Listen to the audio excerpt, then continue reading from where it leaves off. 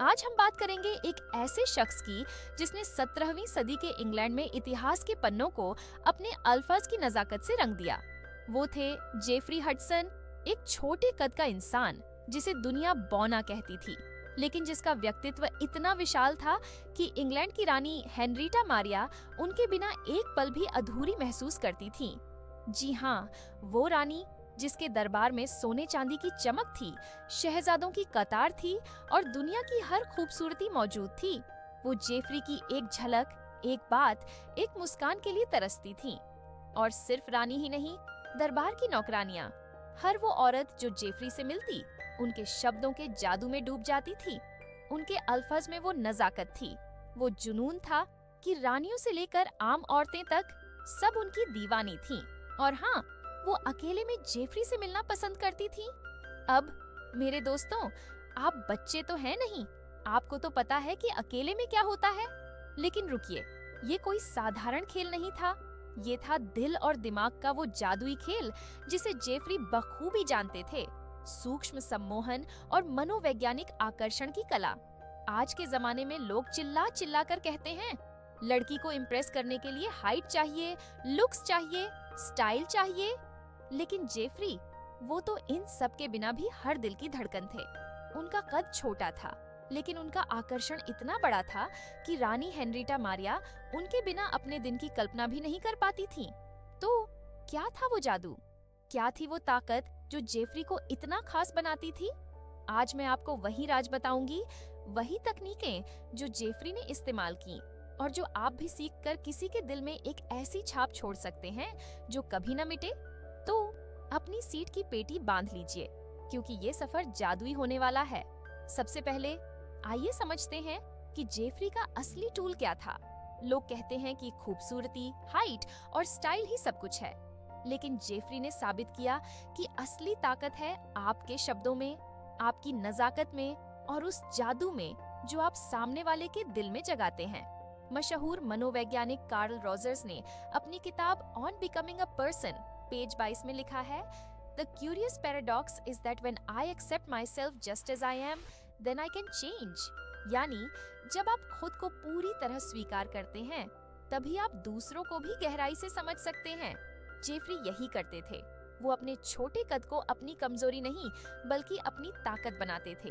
वो अपनी कमियों को छिपाते नहीं, बल्कि उन्हें अपनी पहचान का हिस्सा बनाते थे।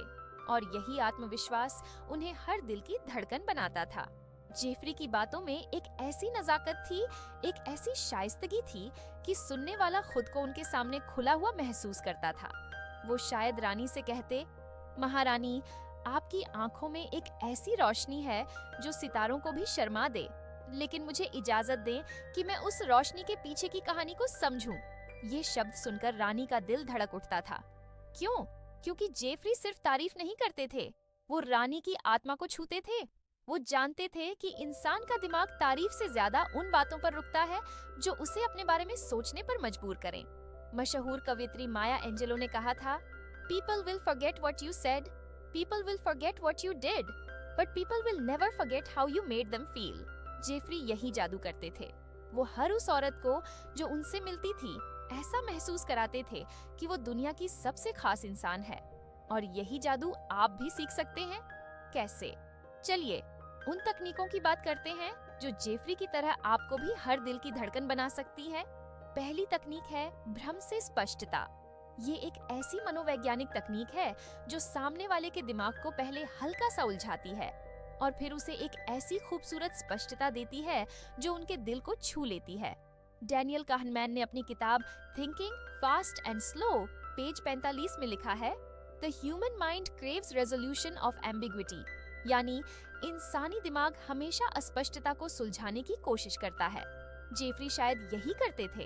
वो अपनी बातों से पहले रानी को सोच में डालते और फिर अपनी चतुराई से उन्हें एक ऐसी स्पष्टता देते जो उनके दिल को बांध लेती थी। उदाहरण के लिए आप किसी से कह सकते हैं, कभी कभी तुम्हारी मुस्कान मुझे उलझन में डाल देती है।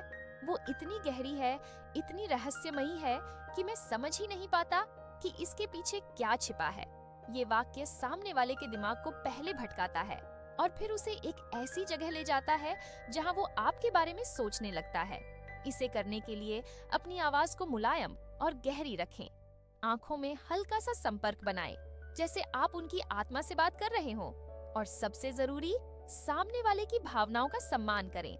ये तकनीक तभी काम करेगी जब आपकी मंशा साफ हो। अगर आप सिर्फ प्रभावित करने के लिए ऐसा करेंगे तो सामने वाला इसे भांप लेगा। और हाँ, इसे हमेशा नैतिक ढंग से करें। किसी को भ्रम में डालकर उसका फायदा उठाना जेफरी का तरीका नहीं था और न ही आपका होना चाहिए। दूसरी तकनीक है छुपे हुए संदेश या एम्बेडेड कमांड्स। ये न्यूरो लिंग्विस्टिक प्रोग्रामिंग (NLP) की एक शक्तिशाली तकनीक है, जिसमें आप अपनी बातों में ऐसे शब्द डालते हैं जो सामने वाले के अवचेतन मन को प्रभावित करते हैं। जेफरी की बातों में शायद यही जादू था। वो अपनी चतुराई और हास्य के साथ ऐसे संदेश डालते थे जो रानी के दिल में गहरे उतर जाते थे। उदाहरण के लिए आप कह सकते हैं, कभी कभी ऐसा लगता है कि कोई खास इंसान जिंदगी में आता है और दिल खुद ब खुद कह उठता है, बस यही है। इस वाक्य में यही है एक एम्बेडेड कमांड है। ये सुनने वाले के दिमाग में बैठ जाता है और वो बिना सोचे आपके बारे में सोचने लगता है। मिल्टन एरिक्सन, जो सम्मोहन के क्षेत्र में एक महान नाम है, ने अपनी किताब हिप्नोटिक रियलिटीज पेज 87 में लिखा है, The unconscious mind is always listening, even when the conscious mind is distracted. यानी आपका अवचेतन मन हमेशा सुन रहा होता है, भले ही आपका चेतन मन व्यस्त हो। यही वजह है कि ये तकनीक इतनी प्रभावी है। इसे इस्तेमाल करने के लिए अपनी आवाज में थोड़ा बदलाव लाएं। जब आप कोई कमांड बोलें, जैसे मेरे साथ सहज महसूस करो, तो उस वक्त अपनी आवाज को हल्का सा गहरा और धीमा करें। ये सामने वाले के दिमाग में एक गहरी छाप छोड़ता है। लेकिन याद रखें, ये तकनीक तभी काम करती है जब आप सामने वाले को सचमुच समझने की कोशिश करें। तीसरी तकनीक है भावनात्मक एंकरिंग।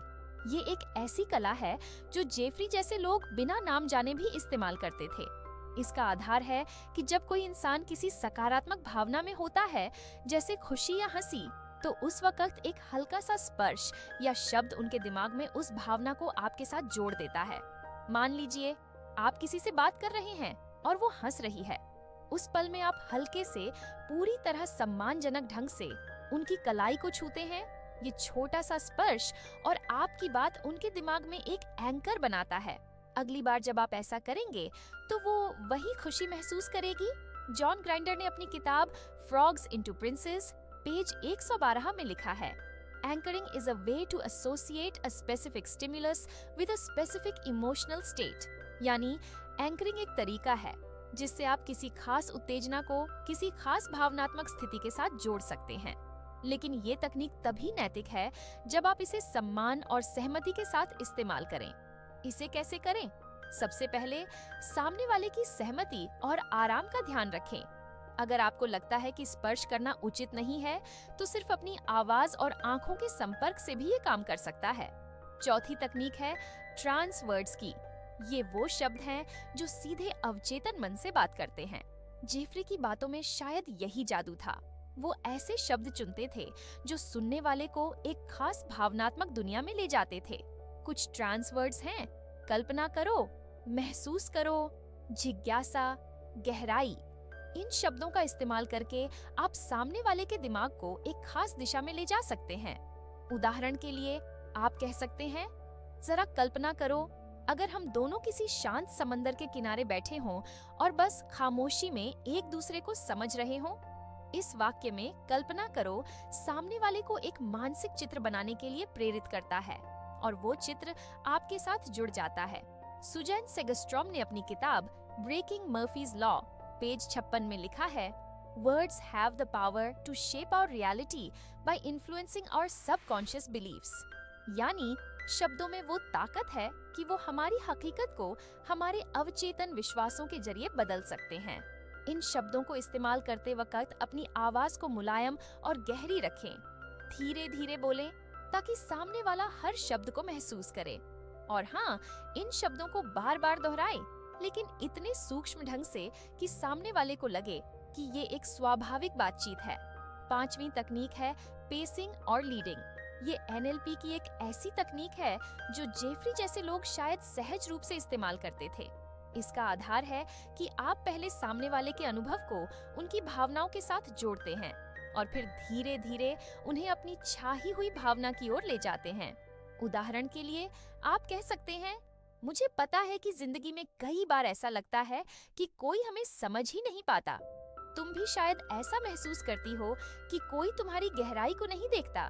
यहाँ पहले आप उनकी भावनाओं को पकड़ते हैं और फिर उन्हें एक सकारात्मक भावना की ओर ले जाते हैं।